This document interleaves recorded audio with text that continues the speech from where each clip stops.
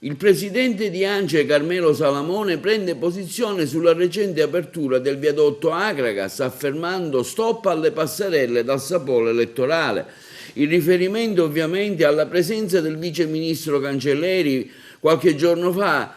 per la riapertura di una corsia a doppio senso di circolazione del viadotto Akragas che collega Porto Empedocle ad Agrigento.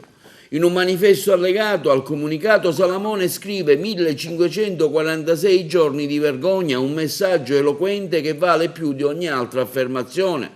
Salamone, nella sua qualità di presidente dell'ANCE, Associazione Nazionale Costruttori Edili, continua affermando come siamo contrari alla spettacolarizzazione del completamento dei cantieri, soprattutto quando torna fruibile solo una parte di un'infrastruttura di grande importanza.